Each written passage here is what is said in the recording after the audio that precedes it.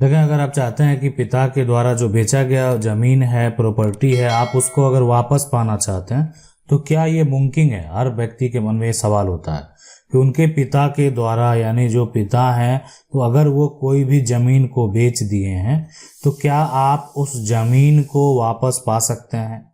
क्या उस जमीन का उपयोग आप कर सकते हैं? खरीदने वाले से क्या आप उसको प्राप्त कर सकते हैं? तो ये सवाल अगर आपके मन में चल रहा है तो इस सवाल का जवाब जो है ये बिल्कुल, अगर आप ये सोच रहे हैं कि क्या हम पा सकते हैं, क्या हम हासिल कर सकते हैं, तो इसका जवाब है हाँ, बिल्कुल आप जो है उसको प्राप्त कर सकते हैं। लेकिन मन में सवाल आएगा यहाँ पर कि आखिर कैसे?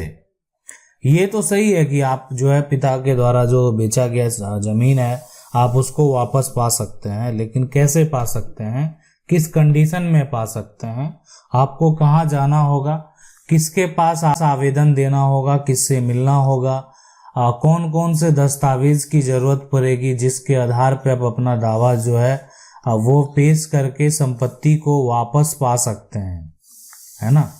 तो ये जो आप वापस यानी पाने की बात है, इसके लिए दस्तावेज भी तो मायने रखते हैं कि दस्तावेज आपको देना होगा, सबूत आपको देना होगा।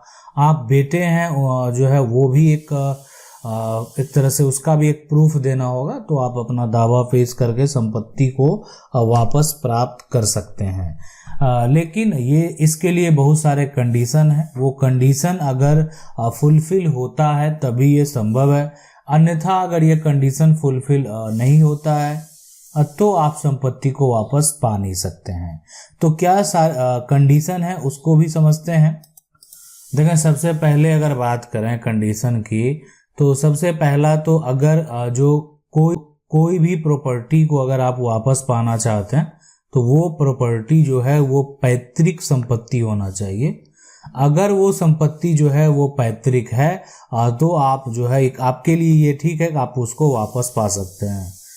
दूसरा, जो ये पिता के द्वारा संपत्ति बेचा गया है तो है ना, पिता के द्वारा जो बेचा गया है ना, तो ये जो एक तरह से ये मामला जो है इससे 3 साल से अधिक नहीं होना चाहिए। तो इसमें जो है यहाँ पर एक दूसरा कंडीशन ये भी है कि अगर पिता उस प्रॉपर्टी को बेच देते हैं तो इसका जो समय सीमा है वो 3 साल से अधिक नहीं होना चाहिए। और 3 मतलब ठीक है कि आज पिता प्रॉपर्टी को बेच रहे हैं, पिता के नाम ये जमीन जो है इनके नाम है, अब ये क्या कर रहे हैं, इसको बेच रहे हैं। इस बेटा को क्या है, आपत्ति है, किस बात की आपत्ति है, ये कह रहे कि नहीं हम ये जमीन पिता ना बेचे, ये इसमें मेरा भी हिस्सा है, मेरा भी हक है। पिता जो है मनमानी कर रहे हैं या पिता अपने ऐशो आराम के लिए बेच रहे हैं। पिता मान लेते हैं कि अपने किसी प्रकार का कोई नशे के आदी हैं उसके लिए प्रॉपर्टी बेच रहे हैं।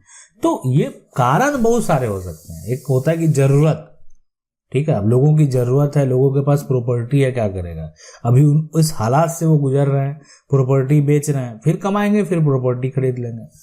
तो ये जरूरत है तो वो भी बेहद जरूरी होता है, तो उसमें लोग बेचते ही हैं, अपनी प्रॉपर्टी को बेचते हैं, खरीदते हैं। तो खरीद बिक्री प्रक्रिया तो ये तो चलता ही रहता है, तभी तो इतना जो खरीद बिक्री का प्रोसेस है वो आगे बढ़ता जा रहा है। लोग जो है खरीद बिक्री, आप जाएंगे कार्यालय तो अब देखेंगे लोगों की भीड़ है, तो खरीद बिक्री कभी रुकने वाला नहीं है। लोग अपनी जरूरत, जिनको जरूरत होता है वो बेचते हैं जब वो उनके पास जो है एक तरह से भी है। तो अगर ये प्रॉपर्टी पिता के द्वारा बिना जरूरत के बेचा जा रहा है और उसके जो उत्तराधिकारी बेटा है वो उनको आपत्ति है, तो सबसे पहली तो बिना जरूरत का बेचा जा रहा है या जरूरत का बेचा जा रहा है, तो वो संपत्ति में बेटा आपत्ति तभी दर्ज कर सकता है जब संपत्ति पैतृक हो। पैतृक संपत्ति के अलावा अगर देखें संपत्ति है तो बेटा का ऑब्जेक्शन का मतलब ही नहीं बनता है।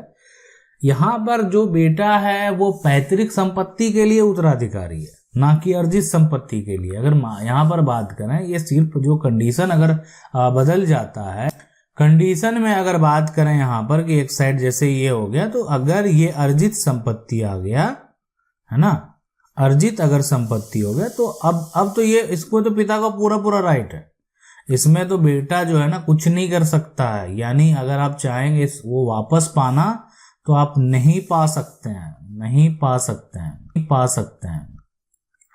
क्यों? कोई अर्जित संपत्ति को किसी की अर्जित संपत्ति को बेचने से आप नहीं रोक सकते। किसी का निजी संपत्ति है, वो उनका अर्जित संपत्ति है, तो अगर आप चाहते हैं कि उसको हम रोक लगा दें तो ये पॉसिबल नहीं है। अब ये संपत्ति जो व्यक्ति खरीदा, अगर इन्होंने खरीदा है तो इनका पूरा पूरा अधिकार है, ठीक है। इनको बेचने का, इनको किसी को देने का, है ना, या इसको दान करने का, बेचने का, है ना, ये किसी का, इसमें किसी बेटा हो, है ना, बेटी हो, एक तरह से जो भी है, या पत्नी हो, किसी का अधिकार नहीं। ये सभी जो है ना, किसी का अधिकार नहीं होगा। ये दान कर सकते हैं, बेच सकते हैं, किसी को दे सकते हैं, इन पर डिपेंड करता है जिन्होंने खरीदा है, उनकी अपनी निजी संपत्ति है। किसी को देना चाहे दे सकते हैं, नहीं देना चाहे नहीं दे सकते। तो ये अर्जित के केस में होता है। लेकिन जो बाप दादा से संपत्ति प्राप्त है उसमें पिता का भी वो अधिकार नहीं है। पिता के नाम प्रॉपर्टी है, तो पिता का पूरा पूरा राइट बनता है कि वो संपत्ति को बेच सकते हैं। लेकिन संपत्ति के बेचने के बहुत सारे कंडीशन होते हैं। बच्चों की परवरिश करना है, कोई पैतृक जो है एंसेस्ट्रल कर्ज है, तो उस केस में उस कर्ज को चुकाने के लिए आप प्रॉपर्टी को बेच सकते हैं। देन अगर उसके अलावा अगर आप किसी तरह का कोई स्टेप उठाते हैं तो वो सरासर गलत होगा, और उस पर आपका जो दावा होगा वो भी गलत होगा। कि इसीलिए कि उसके अलावा, है ना, अगर कोई भी व्यक्ति जो है स्टेप उठाता है तो वो एक तरह से बिक्री जो हो जाएगा वो गलत हो जाएगा। और इसमें अगर जो उनके उत्तराधिकारी है अगर वो दावा पेश करते हैं, ठीक है, तो अपना हिस्सा प्राप्त कर सकते हैं। इसलिए कि अगर इसमें पिता का शेयर है तो उनके जो बच्चे हैं, जो बच्चे का जन्म हो गया, उस बच्चे का भी हक है, कानूनी अधिकार है। अब ये कहेंगे इस अधिकार को पाने के लिए बालिग होने की जरूरत नहीं। देखें, ये अधिकार आपको जन्म से प्राप्त है। अगर पिता के द्वारा बेचा जा रहा है तो इस जन्म से प्राप्त है। आप जो है एक तरह से आपके कोई गार्जियन होने चाहिए जो इस बात को एक्सेप्ट करे कि आपकी ये प्रॉपर्टी है। तो इस तरह का जो मामला होता है ना, खास करके मान लेते हैं माँ आपको सपोर्ट कर रही है कि माँ आपका शेयर जो है पिता के द्वारा अगर गलत तरीके से बेचा जा रहा है, लेकिन जो आपकी माँ है वो आपको सपोर्ट कर रहे हैं, तो आप उस जो पिता की प्रॉपर्टी है उसको बेचने से रोक सकते हैं और उस संपत्ति को वापस भी पा सकते हैं। तो पिता के नाम प्रॉपर्टी है, ऐसे अगर वो हक नहीं दे रहे हैं तो आप उन पर पार्टीशन सूट यानी बंटवारा का जो केस है सिविल कोर्ट में, यानी कानूनी तरीके से बंटवारा का जो केस है वो भी कर सकते हैं और संपत्ति को पा सकते हैं, ठीक है। तो इसीलिए यानी अगर पिता के द्वारा कोई भी सेल डीड कर दिया गया, पिता के द्वारा अगर किसी भी प्रकार का कोई भी रजिस्ट्री हो चुका है तो वो सेल डीड कैंसिल हो सकता है। तो अगर वो सेल जो है इसका जो सेल डीड तैयार हो गया, मान लेते हैं इसका जो एक तरह से रजिस्ट्री है, ठीक है, आप क्या करना चाहते हैं, इसको कैंसिल कराना चाहते हैं, तो सबसे पहला आपको क्या करना होगा, इस रजिस्ट्री को अगर आप कैंसिल कराना चाहते हैं, जो फर्स्ट स्टेप होगा इसका, ठीक है, कि आप उस परिवार के उत्तराधिकारी है, ठीक है। गलत अगर बेचा जा रहा है तो पहले तो आप कोर्ट तभी जा सकते हैं जब आप उसके क्या उत्तराधिकारी हैं, ठीक है ना, उत्तराधिकारी हैं। एक ये हो गया। दूसरा यहां पर ये होता है कि आप उत्तराधिकारी हैं, साथ में आप हिस्सेदार हैं, तो बेटा भी हिस्सेदार है तो उसके जगह पर भाई भी होगा तो वो भी हिस्सेदार होगा। तो तीसरा ये केस हो गया कि उत्तराधिकारी है, हिस्सेदार है, और साथ में जो है ना, अगर ये गलत तरीके से बेचा गया, यानी आप तभी ये कर सकते हैं जब ये गलत जो है तरीके से जो है बेचा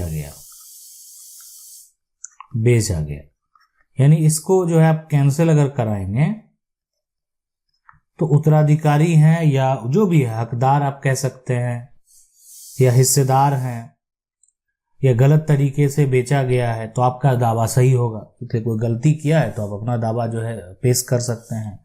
अब है कि चौथा, एक तय समय सीमा में आपको जो है कोर्ट जाना होगा। तय समय सीमा जो है वो मायने रखता है, ठीक है, कि अगर मान लेते हैं कि किसी प्रकार का कोई तय समय सीमा नहीं है तो फिर जो है दिक्कत होता है। इसीलिए कि आप 50 साल बाद जो है पिता है ही नहीं, पिता कैसे बेचे, क्या बेचे, क्या कारण है, आज पिता वर्तमान में मौजूद है नहीं, और आप क्या कर रहे हैं, दावा पेश कर रहे हैं कि नहीं मेरे पिता ने गलती किया है, मेरे पिता ने गलत तरीके से बेचा है। तो ये सरासर जो है एक तरह से फॉल्स बात जो है, ये कोर्ट आसान नहीं होगा। लेकिन जो लेटेस्ट मामला है उसको आप साबित कर सकते हैं और अपने प्रॉपर्टी में अपना हिस्सा को वापस पा सकते हैं। आशा करते हैं वीडियो अच्छा लगा होगा। वीडियो को लाइक जरूर कर दें। चैनल को पहली बार देख रहे हैं सब्सक्राइब करके जो बेल आइकन है उसको जरूर दबा लें। मिलते हैं अगले वीडियो में, तब तक के लिए जय हिंद।